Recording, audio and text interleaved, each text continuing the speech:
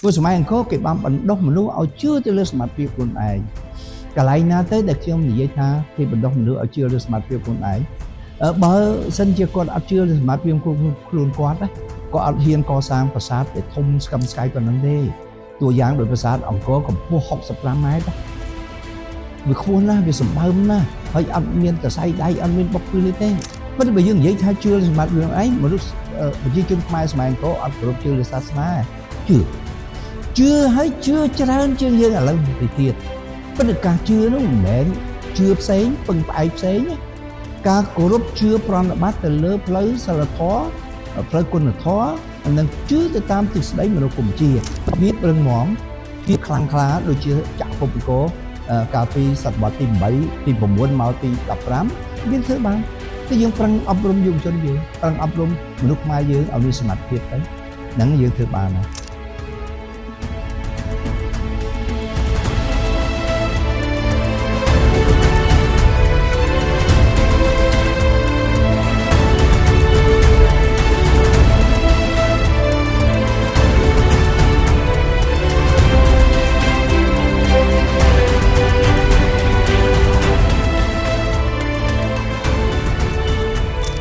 បាទអញ្ចឹងការសិក្សាស្រាវជ្រាវអំពីអរិយធម៌អង្គរអ្នកណាក៏ដោយក៏ដឹងដែរថាជាសម័យកាលមួយដែលជនជាតិខ្មែរស្គាល់នូវភាពរុងរឿងអ្នកពងពោះជាចក្រភពមួយដ៏ធំនៅក្នុងតំបន់អាស៊ីនេះឯងចក្រភពអង្គរជាចក្រភពមួយដែលធ្លាប់ស្គាល់នូវភាពរុងរឿងធំកើងនោះជារឿងតាមទៅទេឬក៏ជារឿងបញ្ចើបញ្ចើយើងអាចសង្កេតឃើញថាការសិក្សាដែលបង្ហាញច្បាស់នោះថាជារឿងតាមទៅណាតាមទៅត្រង់ណាទៅទី1យើងទៅមើលប្រាសាទប្រាង្គប្រាសាទរាប់រយដែលនៅឈរស្កឹមស្កៃនាទីឥឡូវហ្នឹងក៏ដោយពេលនេះបានបង្ហាញអំពីភាពរុងរឿងនៅសម័យកាលនោះហើយប្រាសាទតាព្រំ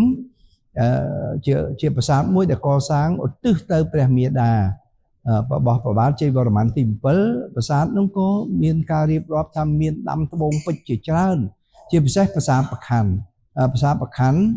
តាមសាលាចារឹកបញ្ជាក់ឲ្យតាមការស្រាវជ្រាវរបស់បារាំងថាមានដាំត្បូងពេជ្រមានតម្លៃរហូតដល់ 6000 គ្រាប់ជាងនៅកណ្ដាលប្រាសាទដែលជាទីតម្កល់ចេតិយរបស់ព្រះបាទធរណិនទវរ្ម័នទី2នោះមានចានមាសមួយទម្ងន់4តោនទាំងអស់នឹងហើយដែលជាសក្ខីភាពបង្ហាញអំពីភាពរុងរឿងសិលាចារឹកដែលអ្នកស្រាវជ្រាវសាលាបារាំងចុងបូព៌ាប្រទេសក៏ដោយអ្នកស្រាវជ្រាវខ្មែរចំនួនក្រោយនេះបានរកឃើញផ្ទាំងសិលាចារឹកនេះ1000ផ្ទាំងជាងហើយសិលាចារឹកនេះបានចាររៀបរាប់អំពីសមិទ្ធផលដែលព្រះមហាក្សត្រខ្មែរនៅសម័យអង្គរដែលបុព្វបុរសខ្មែរសម័យអង្គរបានកសាងនៅអចក្រភពនេះហ្នឹងដូច្នេះភាពរុងរឿងដែលគេបង្ហាញនេះវាជារឿងតាមទៅណាស់មួយទៀតតាមរយៈសិលាចារឹកនឹងដែរគេបានបញ្ជាក់សិលាចារឹករបស់ព្រះនាងអន្តទេវីដែលចារនៅពីមានអាកាសហ្នឹងបានបញ្ជាក់ថាសម័យអង្គរបានប្រមាណទី7កសាងមន្ទីរពេទ្យ102មន្ទីរពេទ្យ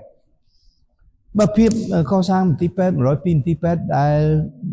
មានរាងដូចគ្នាទំហំដូចគ្នានេះជារឿងអស្ចារ្យណាស់អ្នកស្រាវជ្រាវខាងផ្នែកវិទ្យាសាស្ត្រហ្នឹងគេបានបញ្ជាក់ទៀតថានេះគឺជាប្រព័ន្ធគឺជាទម្រង់រដ្ឋបាលវិទ្យាសាស្ត្រមុនគេបំផុតហើយនៅលើពិភពលោកគឺចក្រភពខ្មែរនឹងឯងដែលបានរៀបចំហើយយើងឃើញភាពសម្បងសម្បើមរុងរឿងពីសម័យអង្គរនោះធំប៉ុន្មាន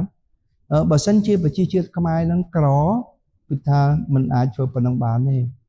ដែលមកព្យាបាលនេះមិនទទួលបានការព្យាបាលដោយមិនគិតប្រាក់ទេមានទាំងអាហារូបត្ថម្ភសម្រាប់ជួយដល់ជនរងគ្រោះទៀតដូច្នេះហើយដែលខ្ញុំចង់បញ្ជាក់ថាពីភាពរុងរឿងភាពធំកើងក្រៅពីនឹងដែរសាលាចារឹកក៏បានបញ្ជាក់ថាសម័យនៅសល់ដិតតាំងដល់សប្តាហ៍ថ្ងៃហ្នឹងយើងឃើញមានផ្លូវថ្នល់ខ្វាត់ខ្វែងទាំង4ទិសដែលផ្លូវថ្នល់នោះគឺថាធំមែនទែនយើងសប្តាហ៍ថ្ងៃយើងអាចហៅថាជាផ្លូវ highway យើងមើលទៅស្ពានចែកស្ពានប្រាប់ទិសឬក៏ស្ពានកំពង់ក្ដីនេះស្ពាននោះសប្តាហ៍ថ្ងៃណា រត់ក្រោះបជាគ្នាពីររួចគេធម្មតាស្ពានទៅតូចជាងផ្លូវអញ្ចឹងផ្លូវពីដើមប៉ុន្មានទៅក្រៅពីផ្លូវថ្នល់ក្រៅពីស្ពានដែលយើងឃើញបន្សល់ទុកដល់សប្តាហ៍នេះយើងក៏ឃើញនៅមាននៅបារាយនោះជាច្រើននៅរាជធានីអង្គរបារាយ5ដែលព្រះមហាក្សត្រខ្មែរព្រះអង្គបានលើកជាបន្តបន្ទាប់គ្នាតាំងពីព្រះបាទឥន្ទ្រវរ្ម័នទី1ព្រះបាទយសោវរ្ម័នទី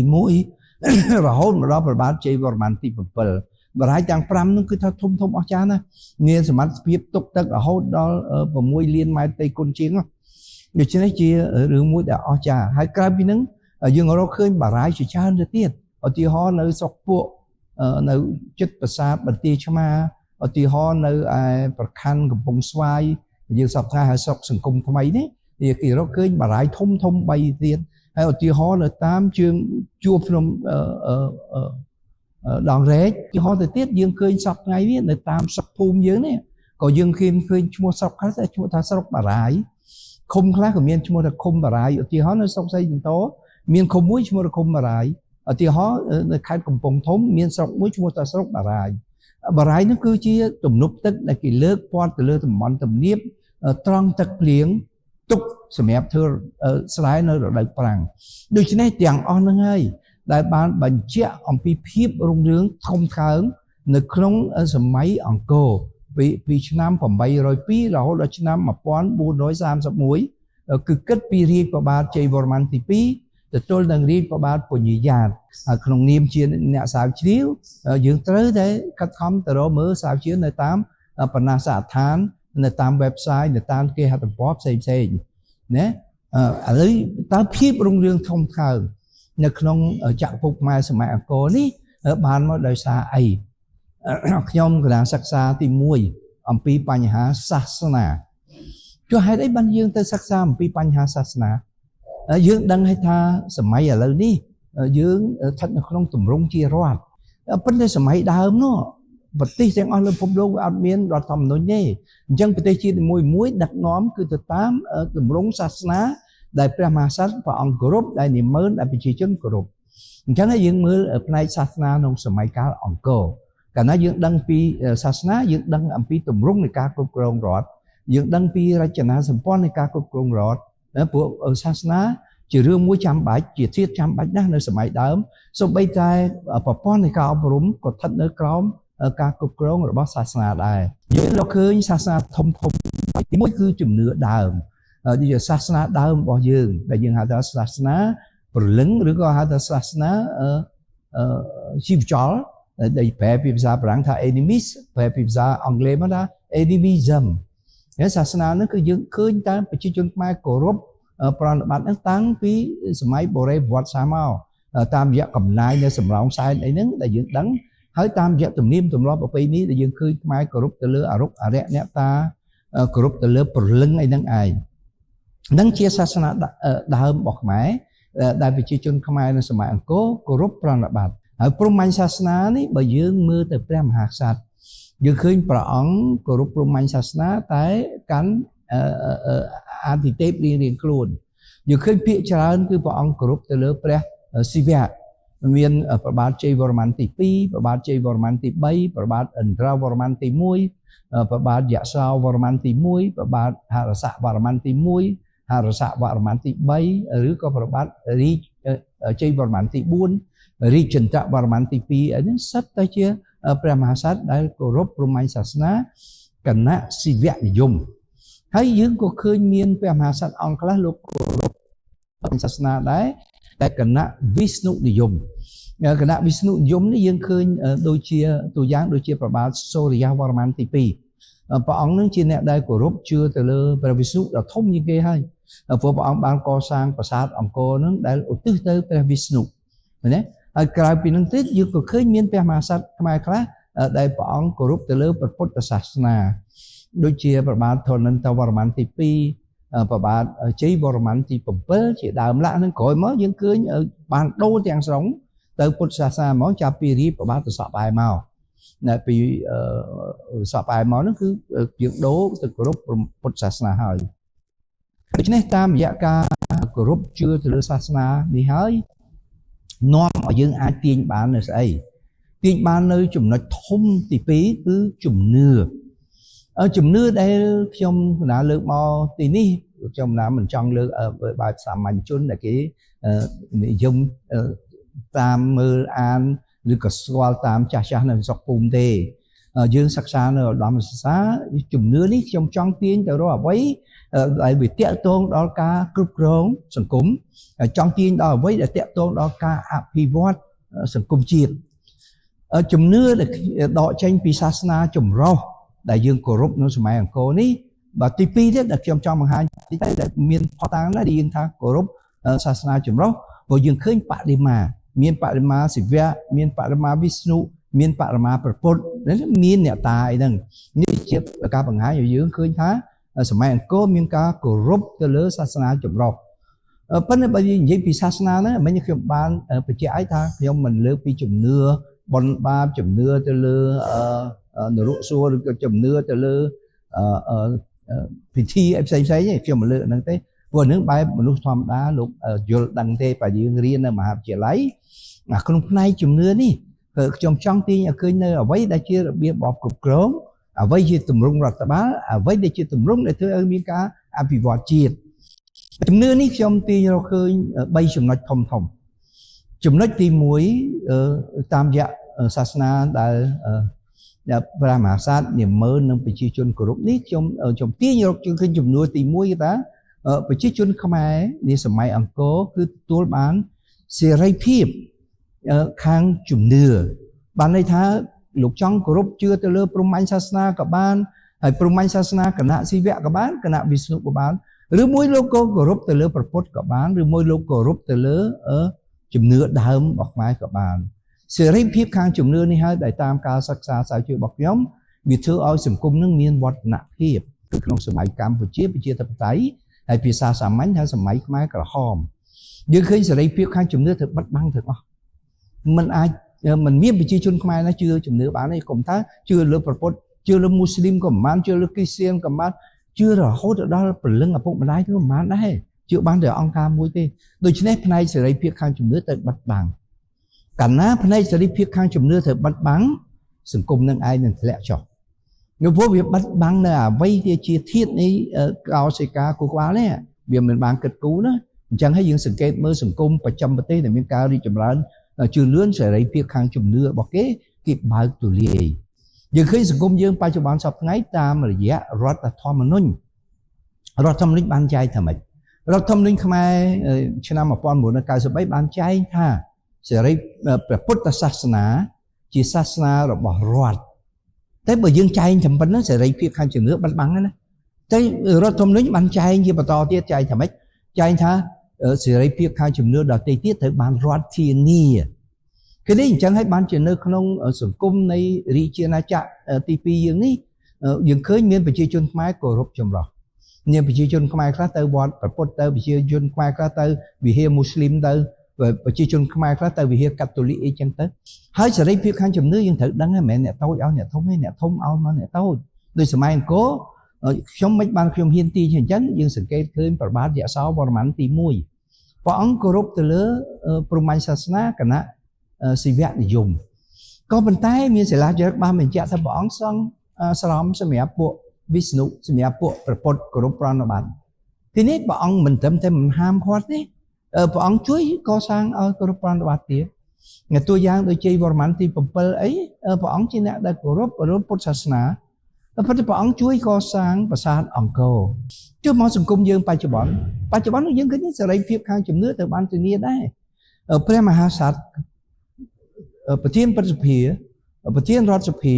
នាយករដ្ឋមន្ត្រីប្រធានគណៈសាធម្មនុញ្ញប្រធានតុលាការកំពូលសិតតែជាអ្នកគោរពព្រះពុទ្ធសាសនាក៏ប៉ុន្តែព្រះមហាក្សត្រក៏ដោយប្រធានព្រឹទ្ធសភាដោយប្រធានរដ្ឋសភាដោយប្រធានគណៈសាធម្មនុញ្ញប្រធានតុលាការដោយសិតតែជួយទំនុកបំរុងទៅខាងគ្រីស្ទានខាងមូស្លីមចឹងនេះយើងឃើញព្រះមហាក្សត្រខ្មែរលោកតែងតែទទួលគ្រីស្ទបរិស័ទលោកតែងតែទទួលមូស្លីមបរិស័ទហើយលោកក៏ទទួលពុទ្ធបរិស័ទកន្លែងហ្នឹងដែលខ្ញុំចង់បញ្ជាក់ថាសេរីភាពខាងជំនឿត្រូវបានធានាដូច្នេះបានយើងឃើញសង្គមយើងសប្តាហ៍មានវឌ្ឍនភាពមានការរីកចម្រើនគុណចាស់បងប្អូនមើលយើងមើលទីក្រុងឃើញយើងឃើញរីកចម្រើនល្អ អាគារខ្ពស់ទៅឈឹមទៅថៃហើយមានផ្លូវមានអីល្អមែនតើអានេះសេរីភាពខាងជំនឿហ្នឹងហើយដែលធ្វើឲ្យមានវឌ្ឍនភាពចំណុចទី2នៅសម័យអង្គរខ្ញុំឮគេថាគេចង់កសាងសង្គមខ្មែរឲ្យទៅជាសង្គមមួយដែលមានការរីកចម្រើនដោយសម័យអង្គរគេសួរខ្ញុំថាធ្វើបានទេខ្ញុំថាធ្វើបានមានរឿងអីធ្វើបានក៏ប៉ុន្តែយើងមើលគំរូដែលយើងមានស្រាប់សម័យអង្គរនោះព្រោះសម័យអង្គរគេបានបណ្ដុះមនុស្សឲ្យជឿទៅលើសមត្ថភាពខ្លួនឯងកន្លែងណាទៅដែលខ្ញុំនិយាយថាគេបណ្ដុះមនុស្សឲ្យជឿលើសមត្ថភាពខ្លួនឯងបើសិនជាគាត់អត់ជឿលើសមត្ថភាពខ្លួនគាត់ណាក៏អត់ហ៊ានកសាងប្រាសាទដែលធំស្កឹមស្កៃប៉ុណ្ណឹងទេតួយ៉ាងដោយប្រាសាទអង្គរកម្ពស់65ម៉ែត្រវាខ្ពស់ណាស់វាសម្បើមណាស់ហើយអត់មានសរសៃដៃអត់មានបុកព្រឹសទេហើយយើងមើលបារាយឧទាហរណ៍បារាយទឹកថ្លាបារាយខាងលិចនេះតែទឹង2គីឡូម៉ែត្រជាងបណ្ដោយ10គីឡូម៉ែត្រជាងទំហំទឹកនឹងវាផ្ទុកធំមែនទេបើបាក់លិច2ខែអីណាគឺនេះបញ្ចឹងគាត់ជឿលើសមត្ថភាពของគាត់បានគាត់អ៊ីនសង់ហ៊ានកសាងនឹងឯងនេះដែលខ្ញុំបញ្ជាក់ថាមនុស្សខ្មែរសម័យអង្គរជឿលើសមត្ថភាពខ្លួនឯងប៉ុន្តែបើយើងនិយាយថាជឿលើសមត្ថភាពឯងមនុស្សប្រជាជនខ្មែរសម័យអង្គរអត់គោរពជឿលើសាសនាជឿហើយជឿច្រើនជាងយើងឥឡូវទៅទៀតប៉ុន្តែការជឿនោះមិនមែនជឿផ្សេងពឹងផ្អែកផ្សេងការគោរពជឿប្រណិប័តទៅលើផ្លូវសិលធម៌ផ្លូវគុណធម៌និងជឿទៅតាមទិសដៅមនោគមវិជ្ជាតែអត់បានពឹងផ្អែកទេអត់បានប្រេកផ្ដួលទេនេះគេជឿខាងយើងឥឡូវមិនបានយើងនិយាយថាជឿខាងយើងឥឡូវពួកគេកសាងប្រាសាទធំណាស់ដើម្បីឧទ្ទិសទៅសាសនាឃើញទេដូច្នេះគឺមានជំនឿមុនមកមែនទេតែគេអត់បានទៅពឹងផ្អែកដោយយើងសប្តាហ៍យើងសប្តាហ៍បើយើងនិយាយថាជឿខ្ញុំកណាថាពិបាកនិយាយដែរព្រោះភាគច្រើនយើងពឹងទេយើងពឹងផ្អែកទេទៅបន់ទេទៀនអីចឹងទៅវត្តទៅវិហារអីទៅចាំខ្ញុំកណាសង្កេតឃើញណាគាត់ធ្វើបន់ធ្វើកុសលអីចឹងប៉ុន្តែគាត់ឧទ្ទិសសូមឲ្យជីដូនតាគាត់ជួយគាត់វិញហ្នឹងមួយហើយមួយទៀតការប្រឡងបាក់ដប់ឬក៏ប្រឡងមជ្ឈមសាឬក៏ប្រឡងអីផ្សេងគុណចាស់ឬបងប្អូនចាំទៅមើលទៅចិត្តដល់ថ្ងៃប្រឡងទៅមើលព្រះអង្គដងកើនៅមុខវាំងទៅឬក៏ទៅមើលអ្នកតាបច្ចៅនៅវត្តភ្នំទៅឬក៏មើលទីអាសនៈដែលជាស័ក្តិសិទ្ធិសំខាន់ហ្នឹងយើងឃើញប្រជាជនខ្មែរទៅបន់ស្រន់អ្នកកន្លែងនេះដែលខ្ញុំហ៊ានទាញថាគាត់មិនសូវជឿលើសមត្ថភាពខ្លួនគាត់បានទេគាត់ពឹងផ្អែកទៅលើអមនុស្សអាវិទេពអានឹងបើយើងចង់ឲ្យសង្គមនឹងមានការរីកចម្រើនតើយើងមិនអប់រំយុវជនយើងហើយបើចង់អានឹងធ្វើអីទៅគាត់មានចំណេះហើយគាត់ជាពិសេសគាត់ចេះ survey ចេះធ្វើការសិក្សាស្រាវជ្រាវមិនត្រឹមតែការប្រឡងទេគុំចាស់បងប្អូនចាំសង្កេតមើលបើគាត់លក់ដូរណានៅផ្សារក៏ដោយនៅហាងអីនៅផ្ទះគាត់ហើយគាត់ច្រើនទៅរកគេទស្សទាយមើលលើករាសីលើកអីចឹងទៅបាននេះថាគាត់អត់ទុកចិត្តលើសមត្ថភាពខ្លួនគាត់ទេបើគាត់ទុកចិត្តសមត្ថភាពខ្លួនគាត់ត្រូវធ្វើការសិក្សាស្រាវជ្រាវធ្វើ survey មើលឧទាហរណ៍បើគាត់ចង់លក់ laptop ចង់លក់ computer អញ្ចឹងគាត់ត្រូវធ្វើ survey មើលតើប្រជាជនខ្មែរចូលចិត្ត computer មកអីហើយចូលចិត្ត desktop ឬ laptop តែបើគាត់គិតទៅពឹងផ្អែកទៅលើកម្លាំងអាទិទេពជឿមុនអាគមអីអានោះគឺសម័យបុរាណណាស់ទៅហើយទេតែមកដល់សម័យឥឡូវសម័យទំនើបសម័យដែលវិទ្យាសាស្ត្រទៅហើយការជឿគឺជាការគោរពការជឿគឺជាការគោរពការរក្សានៅគុណធម៌រក្សានៅសុជីវធម៌សិលធម៌ចរិយាសាស្ត្រក៏ប៉ុន្តែអ្វីដែលកសាងជីវិតគាត់គឺធ្វើម៉េចឲ្យគាត់មានទំនុកចិត្តខ្លួនឯងឲ្យគាត់ជឿជាក់លើសមត្ថភាពខ្លួនឯងអានឹងមនុស្សក្នុងសម័យអង្គរគឺមានច្រើនមែនតើប្រជាជនខ្មែរវារឹងមាំភាពខ្លាំងក្លាដូចជាចក្រភពអង្គរកាលពីសតវត្សទី8ទី9មកទី15យើងធ្វើបានគឺយើងប្រឹងអប់រំយុវជនយើងប្រឹងអប់រំមនុស្សខ្មែរយើងឲ្យមានសមត្ថភាពទៅហ្នឹងយើងធ្វើបានហើយជំនឿដែលខ្ញុំទាញបានពីសាសនានៅចំណុចទី3ទី1សេរីភាពខាងជំនឿទី2គាត់ជឿជាក់លើសមត្ថភាពของគាត់ទី3គឺប្រជាជនខ្មែរសម័យអង្គរនិយមភាពបង្កើតថ្មីកន្លែងណាទៅដែលខ្ញុំហ៊ានថាប្រជាជនខ្មែរនៅសម័យអង្គរនិយមភាពបង្កើតថ្មីខ្ញុំឧទាហរណ៍ទេណាព្រះមហាក្សត្រមួយអង្គដែលជាចៅដែលជាជីតាលោកនេះលោកឡើងក្រុងរាជសម្បត្តិដល់បុតលោកឡើងមកក្រុងរាជសម្បត្តិបុតលោកក៏កសាងប្រាសាទមួយដែរតែប្រាសាទនោះធំជាងឪពុកលោកទៀតគេនេះគឺលោកចង់ធ្វើម៉េចឲ្យមានភាពវឌ្ឍនភាពទៅមុខធ្វើម៉េចឲ្យចង់ភាពបង្កើតថ្មីដែលយើងសពថ្ងៃយើងប្រើពាក្យថាអ្នកវានុវត្តបើយើងសង្កេតមើលទៅឪពុកគាត់ធ្វើផ្ទះមួយខ្នង ដល់មកសម័យគាត់ធ្វើផ្ទះ2ខ្នងដល់កូនគាត់ធ្វើផ្ទះ3ខ្នងពេលនេះគាត់ធ្វើអ្វីក៏ដោយឲ្យមានការវិវត្តទៅឲ្យមានការរីកចម្រើនទៅហើយទាំងអស់នឹងយើងអាចរកឃើញងាយណាស់បើទៅមើលតាមចម្លាក់នៅតាមប្រាសាទរបស់យើងទៅយើងមើលរទេះគោយើងមើលអីនៅចម្លាក់នៅបាយ័នណាល្អមែនតើមកដល់ឥឡូវខ្ញុំខ្នានឹងមិនសង្កេតឃើញទេមនុស្សឥឡូវហាក់បីទៅជាខ្ជាខ្ញុំធ្លាប់ទៅស្រែណាហូបបាយហើយគាត់លាងចានប៉ុន្តែលាងចានផងគាត់ថាបន្តិចទៀតហូបបាយវិញហើយទៅលាងចានទៅអីទីនេះអាភាពបង្កើតថ្មីនោះអត់មានដេកយប់ឡើងព្រលឹមឡើងគាត់សាមុំគាត់ថាជុំល្ងងមិនងាកដេកវិញហើយបាយសាទៅអីទីនេះអានឹងអាភាពអ្នកវានវត្តហ្នឹងភាពបង្កើតថ្មីបើយើងចង់ឲ្យសង្គមយើងសពថ្ងៃវារីកចម្រើនដូចសម័យមុនតើយើងបង្កើតអ្វីហៅថាភាពបង្កើតថ្មីហ្នឹងយើងឃើញរដ្ឋាភិបាលយកចិត្តទុកដាក់ដល់បញ្ហាហ្នឹងឲ្យជាខ្លាំងមែនទែនដូច្នេះបានជាយើងឃើញរដ្ឋយើងបង្កើតក្រសួងអ្នកវិនវត្តជានេះយកចិត្តទុកដាក់បើយើងទៅមើលគោលនយោបាយបញ្ញកោណនៅក្នុងរាជរដ្ឋាភិបាលអាណត្តិទី7ហ្នឹងក៏និយាយដល់អ្នកវិនវត្តហ្នឹងដែរទី1គឺទឹកទី2គឺមនុស្សទី3គឺផ្លូវទី4គឺភ្លើងទី5គឺបច្ចេកទេសវិទ្យាសាស្ត្រអានឹងគិតទៅដល់អ្នកវិនវត្តហ្នឹងហើយអញ្ចឹងខ្ញុំគិតថា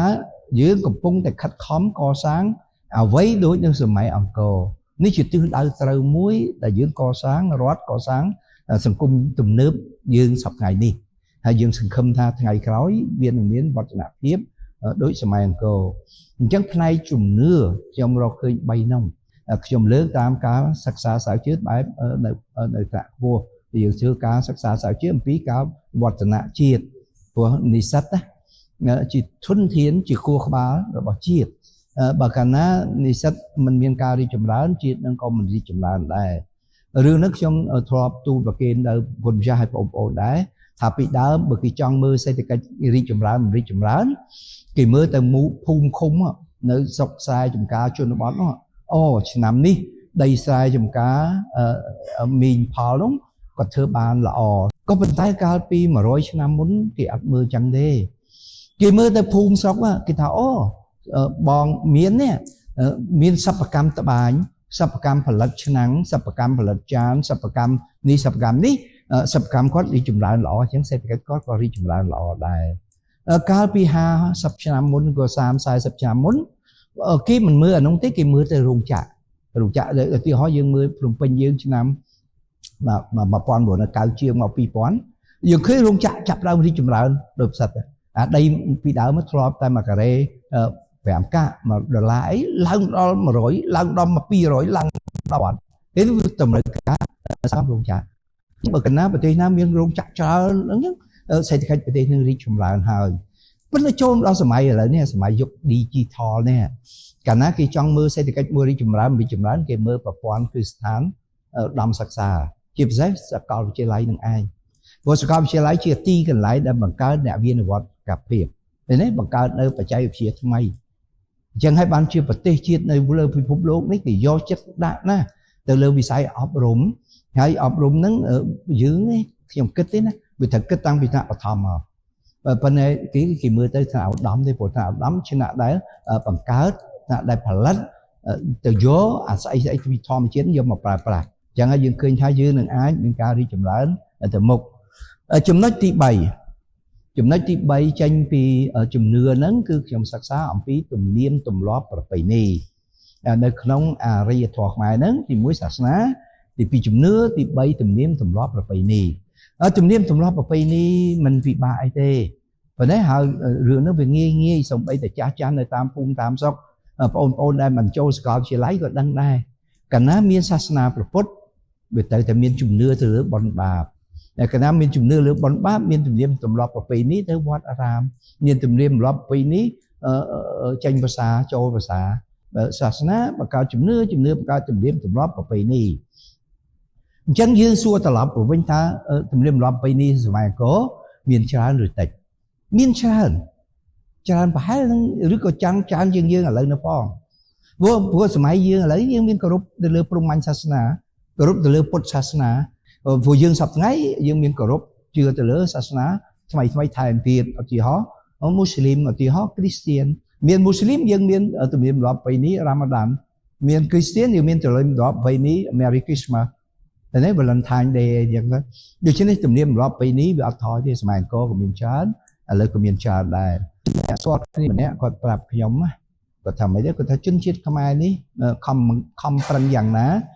ก็มันอาจมีบาในในแต่กรออย่างอื่นไหนสิ่งอะไรนี้ทั่วยืมมีการบารมเมื่อมีบารมไหมบุญนะไม่จังรุ่นทานเพียบไกลกรอทีนี้ให้เราเก็บแบบยืมไทยที่มันจะเส้นกันที่ท่าทั่วอย่างนั้นก็ในแต่ไกลกรอได้โดยฉันยืมมีการบารมส่วนท้ายที่มันฉันกดปรับชงวิ่งกระทั่งเงี้ยมือนะเงี้ยมือไม่เต๋อก็ถ้าขมายนี่มีบนมีเตียนเฉินเพลงบนเตียนเฉินที่thầy trai rồi nhà phía con vậy đó là nóng á và khi phép con vĩnh tha để sạ con khâu hai cái số khi mà hai bé hiền tha khâu khi số con là sớm ăn cố và chi chun khmai miên rồi cỏ gặp làm khi mình có thám sớm ăn cố và chi chun khmai miên nó có đắng đấy tập chi chun khmai miên hay khi số là sớm ăn cố miên tụm niệm lọp bay đi đấy mà đó cái này những con đăng là con dễ áp thử á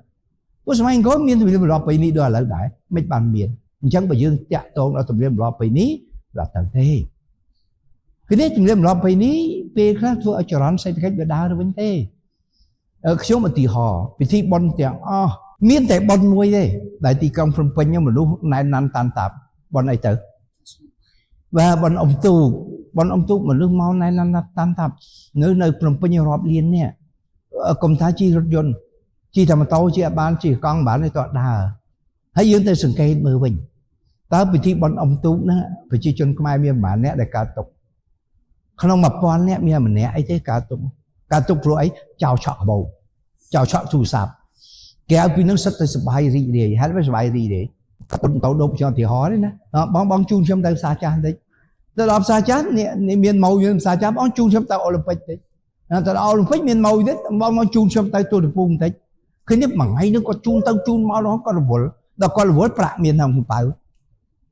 cái vốn có miền cang nghi chấn miền bạc không phải đầu miền bạc không phải có thể chùm này lấy có đâu vào bỏ có thắt tăng phủ nhà trường mưa nè lụa vào bò mà nặng lụa đầm rất pi chán họ bay chán nó buôn chán nó đùm rất thì đấy chẳng nè lụa bó các bạn rồi đợt nè lụa bó bạn lối cái gì đấy còn do tình thấy còn do tình có còn do tình tấm ở cho nên nè xa nè thứ sai thứ ấy chùm ca đâm chụp tầm năm ấy đứng có đôi ban đấy đó có đôi ban đấy còn thời ca sử dụng vẹt mấy đó thời ca sử dụng thầy nói cầm cò đùng chạm cặt đầy bàn cái này vì chỉ trùng vạ phật cảm đềโดยเฉพาะภายในตุ่มเนียมตุ่มหลอประเพณีนี้ขยมมันเลือกจะมาผ่านเจ้ผมคนใช้ผมโอนดังฮะอย่างสอบเคยพิธีบอลโจชนะอย่างสอบเคยพิธีบอลจมบันอย่างสอบเคยพิธีบอลจอดเป็นกออย่างเคยพิธีบอลอมตูอย่างเคยพิธีบอลอมบอกว่าอย่างเคยเอาให้ไอ้นี่ในตรงดำศักษาขยมจังเอาอย่างศักษาอย่างมืออะไรบานง่ายได้